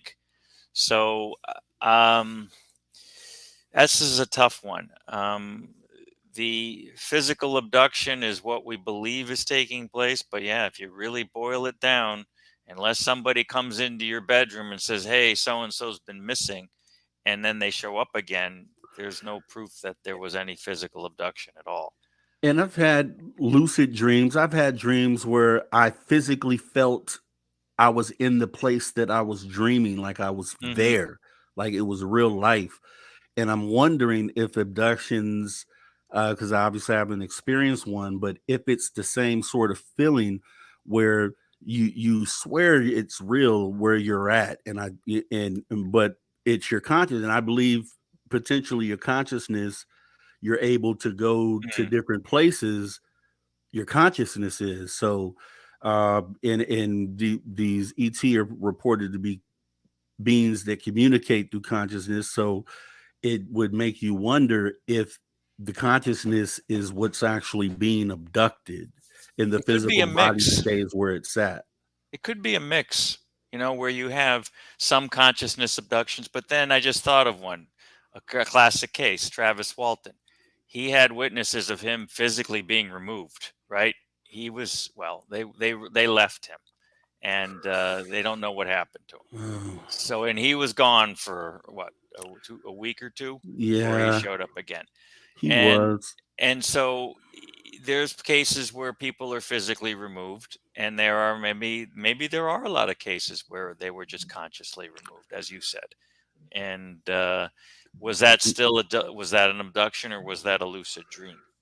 Yeah, see, and that's the thing. So, and there's a reason why, I don't like to debunk anyone or, but gotta ask the questions though. With the Travis Walton, we didn't include him in these stories because there had been some information that had came up recently that could kind of make you lean other ways. So yeah, there was some question about that. Yeah, so with that being said, Magneticus says transcranial magnetic stimulation. Are you familiar with that term?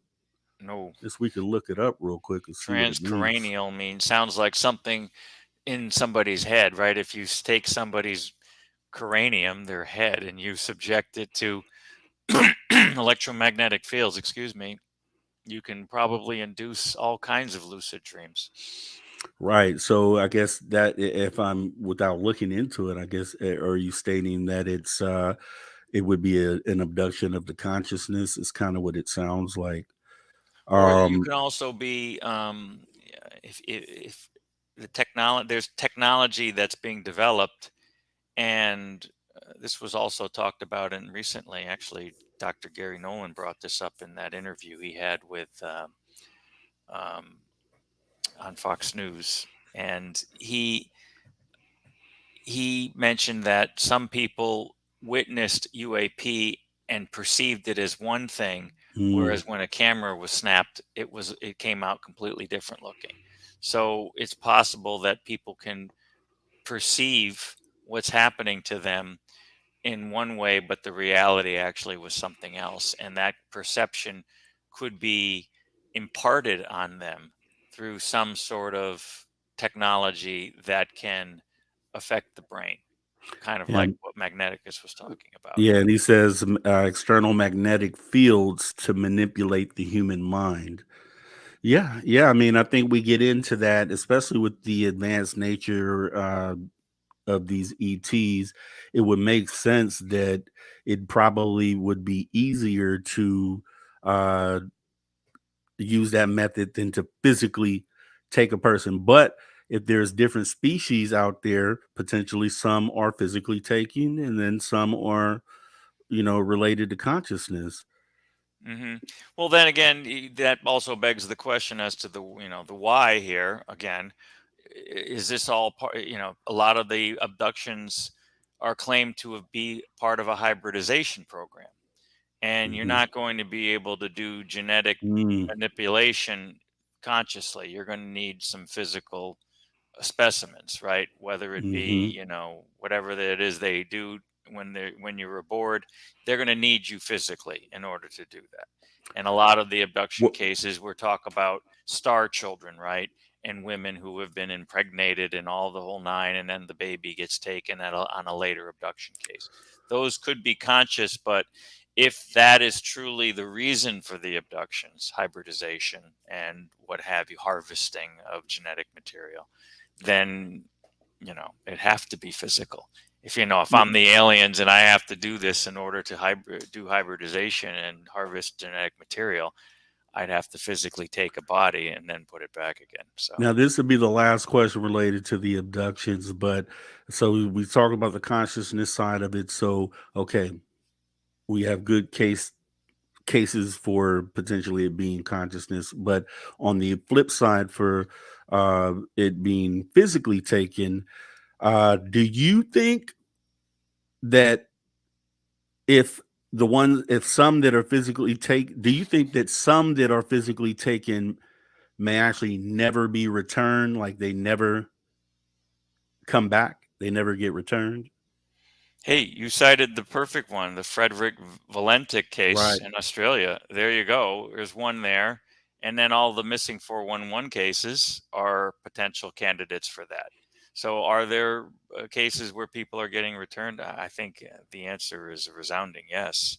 I mean, I personally think that of the tens of thousands of people that go missing annually in this country alone, not worldwide, there there's no explanation for this. There could be cases here there where abductions are one way Okay. tickets. So yeah, Makes sense. I think there's several cases of that.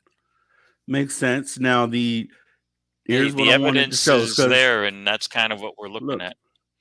and so we've done this like on the first episode that we did on this channel. It was video proof that aliens walk the earth. So for some that might be like, oh well, no, abductions just aren't happening. We know for sure that we've seen these UAP in the sky. We know they're there. We know that they've been detected underwater. And I've said this before: if they're in the air, they're underwater. Chances are, and Lonnie Zamora saw one on the ground, as did the aerial school kids who saw beans get out the craft. So we are physically seeing these things on the ground. I wanted to run this video back because for me, this is not, I've played this before, but this is not a child. This is my opinion, an extraterrestrial. You can leave in the comments what you think, but let's take a look at it real quick here. Camera. A Colorado family caught something very strange on their home surveillance camera. Can you figure out what that is? The figure that looks like out of this world walking down the driveway. As Courtney Fromm reports, the family is still trying to figure out what they saw.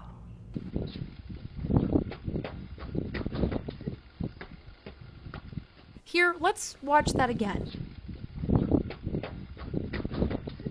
still aren't sure what it is. Well, neither is Vivian Gomez, the homeowner whose security camera caught this out-of-the-world moment on tape. And we just kind of looked at each other, and he said, "What is that?" I said, "I don't know."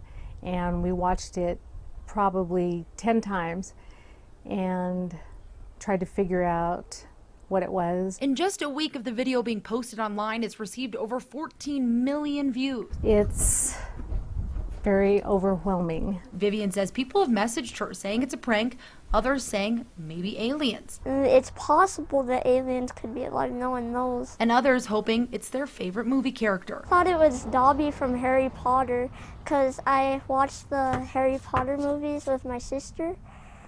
And so, yeah, it freaked me out. But either way, Vivian and her son Bobby agree they are just as unsure as everybody else. I'm still on the fence about it. Sometimes I really look at it and I think maybe it's what I initially thought it was.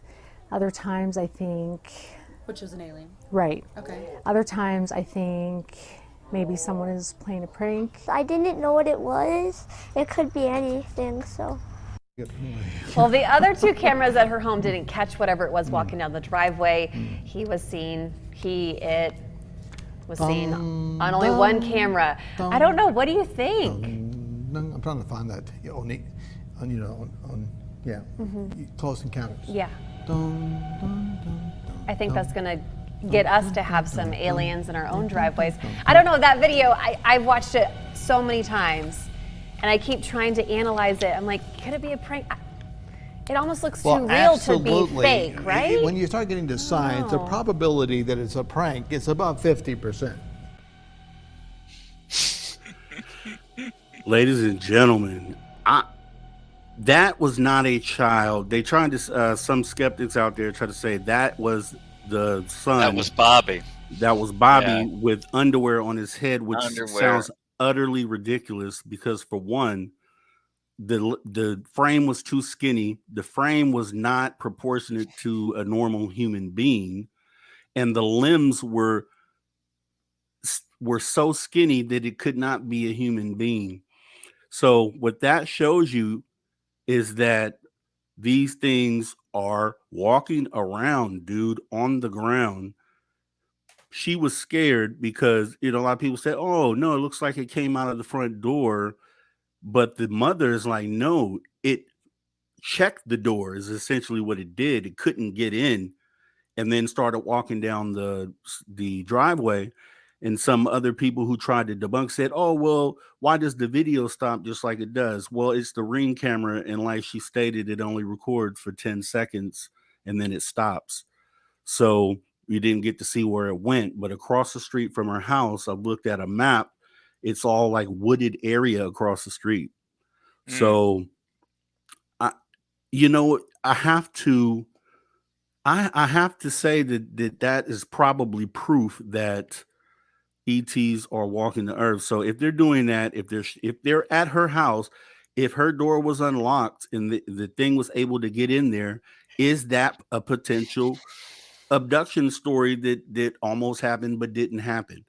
You have to ask yourself that. But you can rewatch that video time and time again, and you will never be able to point to tell me that that's a human being, period. It's uniform from head to toe, the same color. So if it was a kid with pajamas and underwear on his head, you'd be able to see the difference in the color and tone, and it just wasn't that. What was your opinion on that video? It's a tough call. I'll tell you, I've gone back and forth on it. After watching the kid being interviewed, I'd hate to think he was such a pathological liar that he would do that and be straight-faced on a TV interview. I'm like, man, I feel sorry for his mom. She's got a heck of a case on her hands if he's really this nefarious, right? But but I agree with you. Now, here's the other flip side of that. No one has run a test where you can see what would he look like. This is nighttime, so I don't know how the Ring camera gets good night vision. Obviously, there's a light on that patio, which obviously illuminated the subject. But yeah, he looked like he was one uniform color, very skinny, more skinny than I think the kid looked like. And For his sure. whole gait, that walking gait, was very Yes. strange.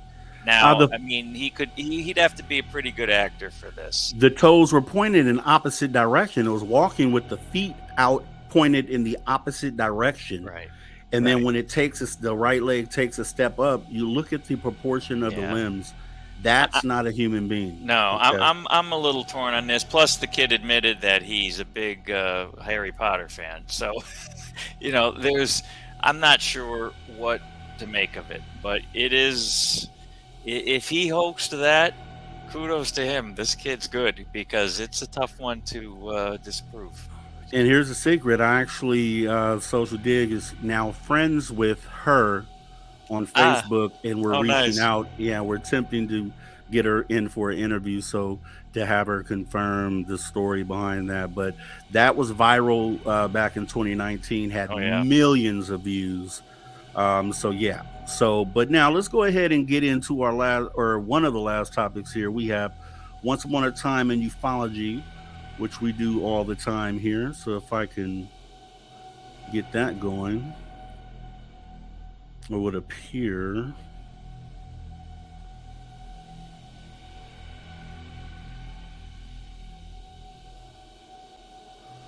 Once Upon a Time in Ufology. So what we have for that is actually the Wilson Davis memos. So, and not just the Wilson Davis memos, but the moment that they were entered into congressional record as real documents. So, as you pretty much well may know, that the Wilson Davis memo is a controversial document that was allegedly written by Admiral Thomas Wilson, former director of Defense Intelligence Agency, or the DIA, in 2002. The memo was leaked to the public in 2019 by researcher and writer Grant Cameron, and has since caused a stir in the UFO community. The memo describes a meeting that allegedly took place between Admiral Wilson and Dr. Eric Davis, a physicist and researcher in the field of exotic propulsion technologies. According to the memo, Dr. Davis has been given access to a highly classified UFO program that was being run by a contractor for the U.S. government. During the meeting, Dr. Davis revealed that he had personally briefed the former CIA director on the program, and that director had confirmed that the program was real. Admiral Wilson reportedly expressed his frustration at being denied access to the program and requested a meeting with the head of the contractor in charge of the program. However, he was denied access and told that program was being run by a small group of individuals who were not accountable to any government agency. Now, in May of 2022, the Wilson Davis memo was entered into the congressional record, as we all saw last year, by Senator Mark Warner, Vice Chairman of the Senate Intelligence Committee. Big moment in ufology history, even though it's pretty current. But big thing there. So we're going to move into our final topic, which is science fiction to science fact movie edition. This is always fun because we did last week. What did we do last week? Was it Signs? No, it wasn't Signs. I think it was Contact. No. Yeah, I could tell you here. It was actually last week was District 9. District 9, that's right. District 9. Contact okay, was so the week before. Yeah. This week, because we're obviously on the topic of abductions, had to pick an abduction story. Communion. None other than Whitley Strieber's Communion, with Christopher Walken. Great movie. Outstanding. And it's pretty detailed, and I was just like in shock when I saw it. I actually saw it for the first time. I hadn't seen it before. And he was the perfect actor, perfect lead actor for that role. It kind of blows you away. You know, I wish we can get, and we may try to go ahead and get Whitley Strieber on the show here so we can dive further into this story. But obviously, this is an alien abduction story. He goes into pretty good detail. I'll tell you what he a synopsis of the story without giving you any spoilers. So, according to the synopsis, Communion, which is a 1989 science fiction horror film by Felipe Mora and based on the book of the same name by Whitley Strieber, who we covered earlier. The movie stars Christopher Walken as Strieber, a writer who experiences a series of disturbing events that lead him to believe that he may have been abducted by extraterrestrial beings. The film begins with Strieber and family spending time at their remote cabin in upstate New York. One night, Strieber has a terrifying encounter with a group of beings he believes to be extraterrestrials. As the days and weeks pass, Strieber begins to experience a range of strange, unsettling phenomena, including nosebleeds, vivid nightmares, and missing time. Determined to understand what is happening to him, Strieber begins to investigate the phenomenon of alien abduction and meets with other abductees to compare their experiences. As he delves deeper into the mystery, Strieber begins to question his own sanity and the safety of his family.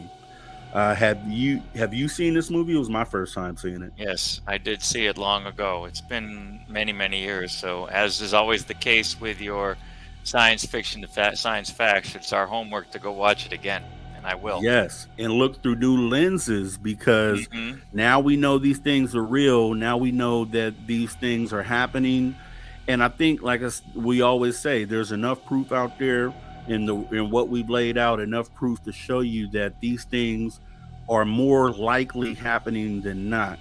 So, looking at this movie through a new lens and realizing that fact, it kind of hits you different. Yes. And I would recommend that you go ahead and watch that. We do this every single week. We have a new movie. If you have any suggestions for movies for science fiction or science fact, please go ahead and leave those in the comment section. And with that being said, you know what that means. When we get the Social Dig logo up, that means it's pretty much time to get out of here. So we're going to flip from the creepy, scary music over to some kickback, let's go home music. And this is what we do. So thank you guys for coming out, hanging out with us here at the Social Dig. Appreciate Thanks everybody you in the chat. Yeah, everybody in the chat. Obviously, Magneticus Attractus, Tom King. Let's see. Tim Seanor, of course. Thanks for joining us again. And Charles Richter. Charles Richter. Nice. Thank you for coming through. If you haven't already subscribed, go ahead and hit the button and hit the notification bell, because we do it all the time. We always have fun. We always cover different conversations, and we want our community to grow so that when we're doing these things, we can talk to you too, and we can bring you into the conversation. The motto here is come join the conversation. So you have friends, family that may not be aware of the channel, go ahead and let them know. Maybe bring them in with you. Maybe you both sit down and watch it. And then we just get the conversation going. But totally appreciate you guys coming. Do you have anything to say to the people, Mattel? No, I just want to say thanks again. Great to be here as always. Thank you, Rob, for another outstanding show. Well, your research is just second to none, man. I really enjoy it. I always come away with something new and a new perspective.